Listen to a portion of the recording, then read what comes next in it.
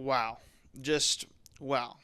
Ladies and gentlemen, we have chaos. What an excellent weekend of college football. Many people told me that conference championship games don't matter anymore, but I don't know about you guys, but I had a blast watching these games this weekend. They matter to me, and I really hope that conference championships aren't going anywhere anytime soon because there's something so awesome about seeing your team lift up that conference championship trophy and being the best in that conference. So before we get into it, please make sure that you like, comment, subscribe. It means a lot to me in this channel. So let's go getting right into it, talking about these games. And what better place to start than in the best conference in the country, the SEC, for the SEC Championship game, where my Georgia Bulldogs finally broke the curse against the Alabama Crimson Tide. And honestly, this game was everything that I wanted and everything Georgia fans have been waiting for. All week I told you guys the same thing. Georgia is the better team. They've been the better team. But the mental block, that has always been the problem. No matter how talented Georgia is, no matter how good that roster looks, Alabama always finds a way to somehow win. They've had our number for like a decade now, and not anymore. When you beat a team 28-7, that mental block doesn't just crack, it shatters. And the big pregame storyline was, would Alabama still make the playoffs if they lost? My answer was always yes, unless they got blown out, then it got interesting. Well, they got blown out, and the committee still put them in. In fact, Alabama did not move at all in the playoff rankings. So Alabama gets a rematch with Oklahoma, the team that they got beat by earlier in the season. As for Georgia, Saturday night locked up a bye week, and honestly, we definitely needed it. This team has been beat up all season, and they now get some time to rest, heal, and get ready for the game against Ole Miss. And let me be clear. The team Georgia put on the field Saturday night is absolutely good enough to win a national championship game. In fact, I think they are the best team in the country. Maybe I'm getting ahead of myself, but I do think Georgia is the best team in the country right now. The defense has taken massive strides since the last time we saw these two teams played. The run defense was night and day. In the first meeting, Alabama rushed for over 100 yards. This time, -3 yards. The first meeting, we had 0 sacks. This time, we sacked Ty Simpson 3 times. We got a ton of pressure, and he looked uncomfortable all game long. They just could not move the ball, period. Georgia also won the turnover battle and had that early block punt, which was not only huge on the scoreboard, but a huge confidence booster. And for a team that needed to get over that mental hump, this moment definitely mattered. Georgia played physical, they played disciplined, balanced, and they played confident. And yes, I'm aware both teams were banged up, but the direction of these teams could not be trending in farther directions. Georgia's playing their best ball this season, and Alabama's kind of fizzled out. Alabama, just they can't run the ball. They've become a one-dimensional team, and against a defense like Georgia's, that is not a winning formula. Simpson had the talent, but his execution has been slipping away from him in the back half of the season. And without a run game to lean on, the offense has been very gettable, and Georgia got them badly. So this win felt incredible.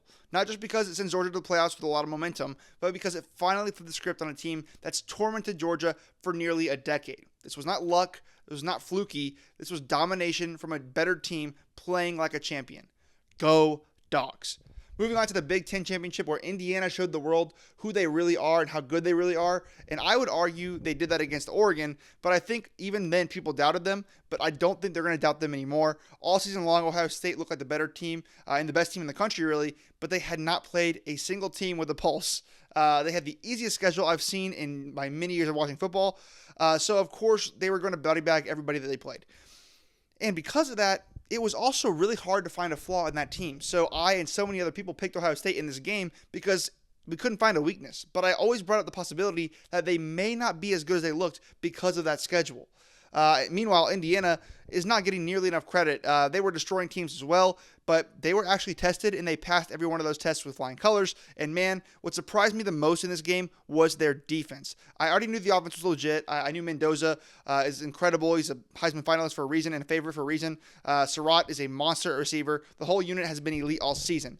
And the defense, I didn't realize they were at the level that they're at. I knew they would be good, but not quite like this. They held Ohio State's offense with playmakers like Julian Sayin, Carnell Tate, Jeremiah Smith, held them to only 10 points. That's insane. And the run defense only allowed 58 rushing yards. And remember, a lot of those guys are still James Madison guys that Coach Sig brought over. They were the difference in this game. So whatever you thought about the Indiana logo before, it's time to rethink it. They beat Oregon, they beat Ohio State, and they've been tough and disciplined all year. They're incredibly well coached, and they can beat anybody in this playoff field. Plus, I'd argue they have the easiest path to win it all anyways. As for Ohio State, they are still a very dangerous team in the playoffs. There's way too much talent there to count them out. And honestly, this loss might end up helping them, like the Michigan loss did last season where it lit a fire into them. So we'll see what happens, but huge win for Indiana. All right.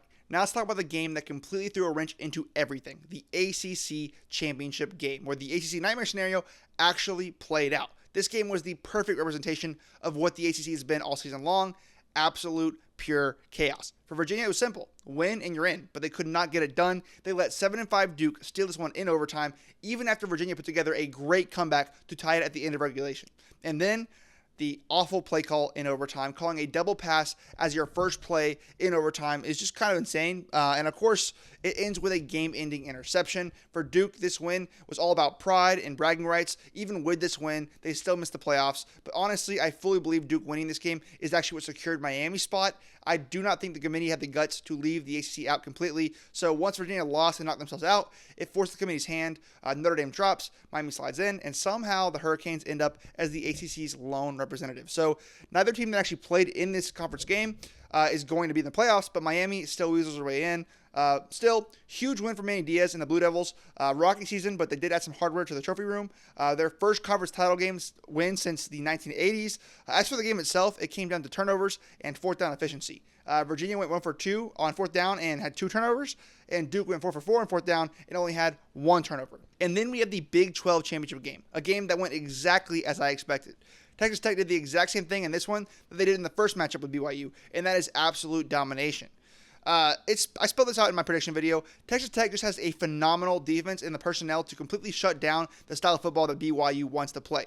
Most teams cannot stop BYU's run game, but Texas Tech, they can, and they did again. They held BYU to 63 rushing yards. The Red Raiders have one of the best defensive lines in the entire country, if not the best, and because of that, BYU was forced to throw the ball, and once again, they couldn't. Especially after their quarterback injured his ankle, that completely nuked any chances BYU had of staying balanced. Offensively, Texas Tech barely had to break a sweat. BYU basically kept handing them opportunities. 4 turnovers for the Cougars, multiple short fields, red zone gifts over and over again. It looked pretty much like every single game Texas Tech has played all year. Close for a little bit, and the second half is just a complete splattering. And look, I still do not think Texas Tech gets nearly enough credit because of the conference they play in, but they are for real. And I think Oregon is in for a rude awakening when they see Texas Tech in the second round of the playoffs, because that is going to happen. And last but not least, let's talk about Tulane versus North Texas in the American Conference Championship game. North Texas came into the game as the betting favorite, which I genuinely did not understand. I picked Tulane, I trusted Tulane, and Tulane absolutely delivered. They had a stronger resume. It looked like they had a more complete team all season, and in this game, they proved it. Tulane's defense played one of its best games of the year against the North Texas offense that can explode on just about anybody, but the real difference here was turnovers. North Texas had 5 turnovers in this game. Tulane gave it away 0 times. You simply cannot win a championship game with that kind of turnover margin, and because of that, Tulane is headed to the playoffs, and North Texas is headed home. And as for James Madison, I'm not going to really break this one down too much. I didn't say much in my prediction for this game because I said JMU was going to take care of business, and they did. A clean, professional win, and now they are also playoff bound, thanks in large part to Duke flipping the ACC on its head. And that's all for this video, guys. But please stay tuned to my next video where I break down the college football playoff bracket. So I'll see you next time. Peace.